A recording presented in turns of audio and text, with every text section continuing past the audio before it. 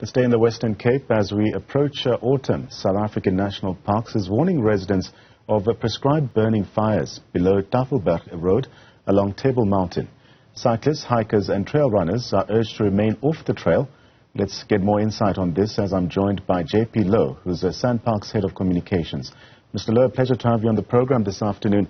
Firstly, can you provide insights into the importance of these prescribed burns? Good afternoon, Ntlantla, and if you yourself also are celebrating Easter, really happy Easter to you. As you correctly are saying that these are prescribed burns, this particular burn is targeted to happen around Tafelberg Road, say somewhere between the 2nd and the 4th of April. It will cover a distance of about 10 hectares, so to speak.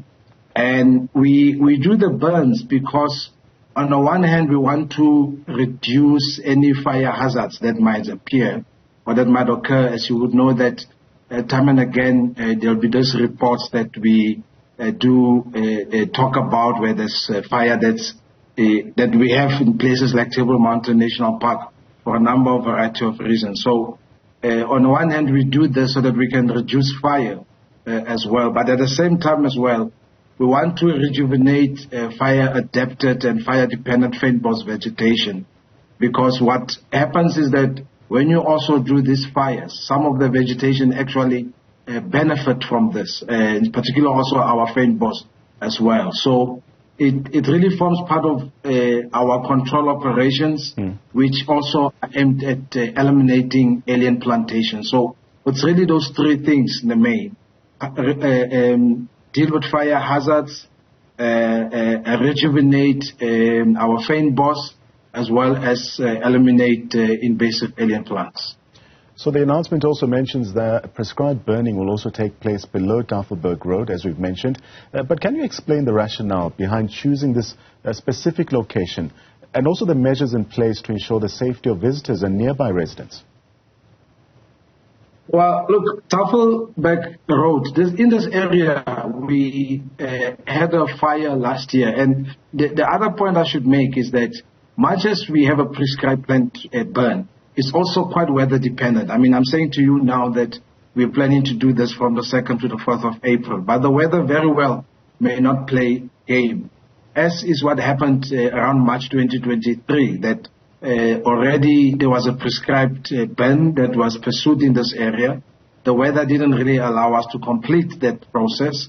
So we sort of like continuing on that particular program, I would say. But at the same time is that you'd remember that earlier on in the year, there were reports about fire in this area as well. So we're trying to mitigate any other of this type of risk to occur. But having said that, I must emphasize, this is controlled, it's closely managed. There will be no disruptions to the Table Mountain aerial cableway. Residents will not be affected in a sense of being in danger. Whilst at the same time, we're calling on cyclists, hikers, as well as trail runners, of course, to apply some sense of caution as well at the same time. Those households that are placed close to the area where they will see the fire, we are appealing to all of them to make sure that also the windows are closed as well. Our fire management personnel will be on site all the time just to make sure if anything goes wrong that appropriate action can be taken as well. As we wrap up our conversation, but also given the potential disruption to outdoor activities such as cycling, hiking and trail running, what alternative arrangements or precautions would you recommend for these enthusiasts during the prescribed burn period?